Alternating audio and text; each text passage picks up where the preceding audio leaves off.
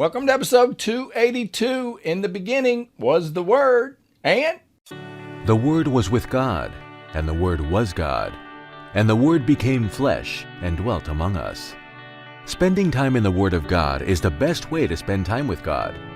Welcome to No Doubt, No Fear, Only Believe podcast, where we will encourage, inspire, and empower you to live your best life in Christ. Here's Greg. grace to you and peace from God our Father and the Lord Jesus Christ. Well, I'm going to continue talking about God is love, but in the last episode I told you that I was going to show you that God is dangerous. And by that I mean that God's ways are not our ways, and we're going to go to Isaiah 55:8 to get that scripture specifically. And then we're going to go to Matthew 14 and talk about the hidden treasures and the pearl of great value. We've talked about these scriptures before. If you're a fanatic and you followed my podcast for quite some time, you'll know that I love doing examples. I've got to see this. And when I taught a Bible study a few years ago, I'm trying to figure out how we can get God out of a box, because I just believe that God is not any person, anything that you can hold down. And when you start trying to figure God out, God's going to bust out of your little box or your little mentality, your mindset. I had gotten my mind on a dashboard Jesus. I don't know if you've ever seen those, but I have tried to find the little Jesus that sat on the dashboard, and I thought maybe it would come in a box. Well, I want to show you, if you're watching on YouTube, I want to show you my little dashboard Jesus, and this is what I found. This right here changed my thoughts on God. And when I saw this, I thought, oh, wow, that is perfect, because this thing had to come in a box, and that is God. Jesus is God, the Holy Spirit is God, and Father God is God. So there's three parts, one God. I'm not here to talk about the Trinity, but when we look at Jesus and we see Jesus, we put him in a box. That's going to be a struggle if you don't bust him out and allow him to go. The whole lesson that I talked about is putting Jesus in a box. And I believe that's where the church is right now. And grace of God and I call it the dangerousness of God and God's ability to do things that you and I don't understand, or you and I may not have thought of, but God does things his own way. Let's go to Isaiah 55:8. For my thoughts are not your thoughts, nor are your ways my ways, says the Lord. For as the heavens are higher than the earth, so are my ways higher than your ways, and my thoughts than your thoughts. Now, I just want you to think about that. And when you start thinking about grace, and again, I've got to picture everything. So I've got the grace of God as this treasure trove. It is just an unbelievable treasure in heaven. There's a place called grace, or the throne of grace. There is the grace of God is sitting there for you and I to take advantage of. And by advantage, I mean to go in there and appropriate it to our lives. And I'm not talking about making God do anything. When I hear people say, well, I'm just going to pray, I'm going to have God move in this situation, or we need to get God to move here or move there. God's not stuck. God is constantly moving. His Holy Spirit is everywhere all the time. So we need to understand that God is not in a box. God is not bound by what you and I are bound by, and he is not bound by anything other than his word. Now, he is bound by the word of God. The only binding of the Lord, and he's done this to himself, is that he is the word. And the word is going to come to pass. Everything in this Bible, and that's this soapbox moment, everything in this Bible is God ordained. God spoke it, or God had men write it down, inspired by the Holy Spirit. I wasn't there. I didn't write a word. I've told you multiple times, I make a horrible Holy Spirit. So I'm not here to tell you that this is exactly how you should define this, or this is how you do. This is how I do it. And this is what I put into myself. When I see grace, I think about everything, all the promises that God gave you and I, whether we appropriate it to our lives or not. The grace of God has been poured out for all humanity.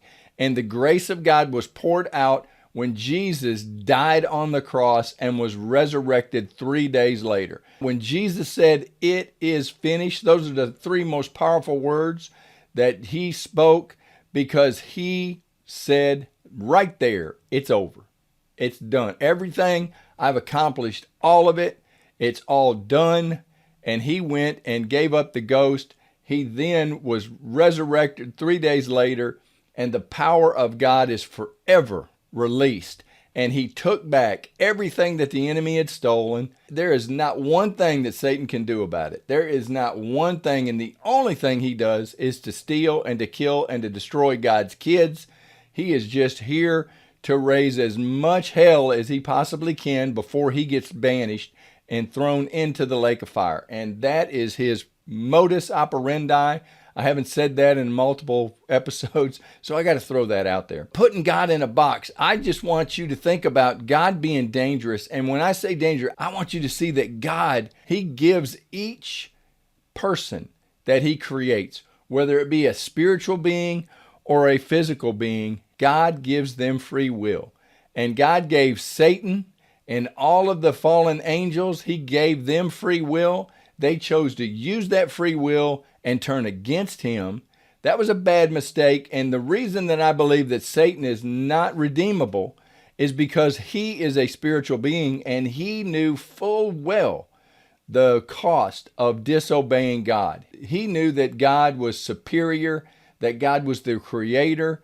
Now, with us, humanity, we are born into the flesh, and we have got to use our faith. We have got to see something in the spirit realm that we can't see here on earth.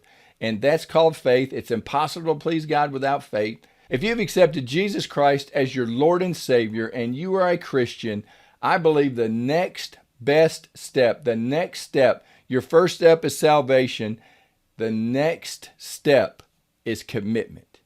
And I know that's probably kind of deep.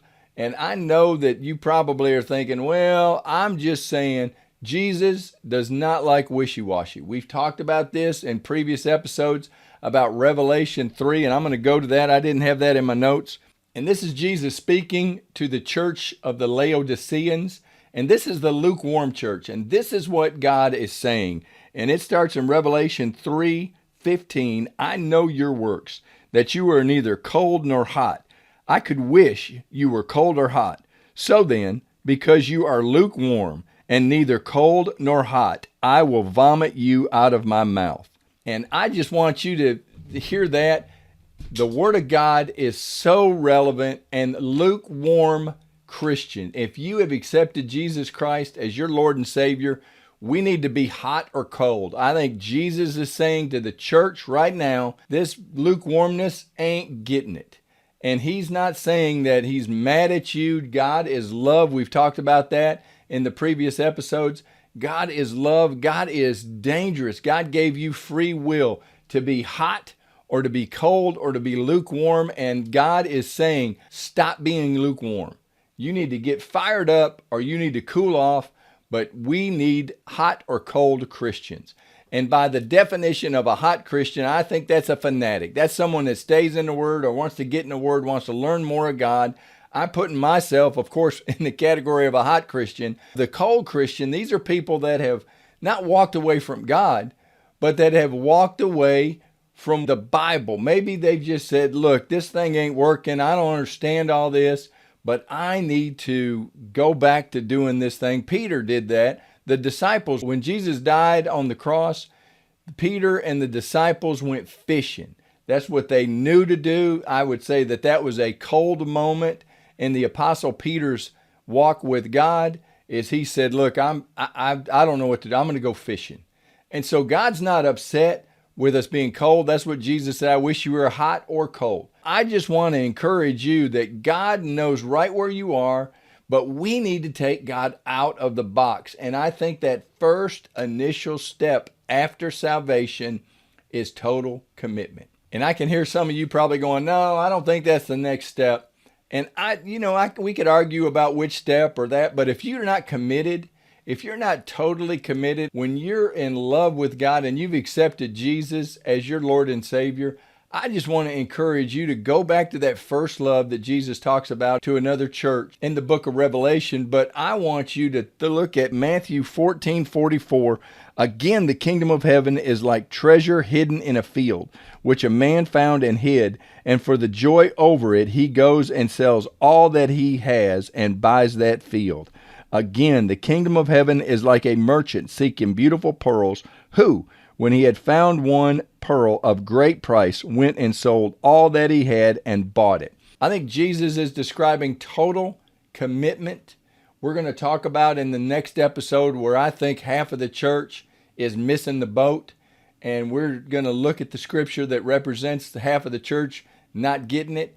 And I just want to encourage you that if you are a Christian, if you've accepted Jesus Christ as your Lord and Savior, you are the church. The church is you and I. If we've accepted Jesus Christ as our Lord and Savior, we are the church.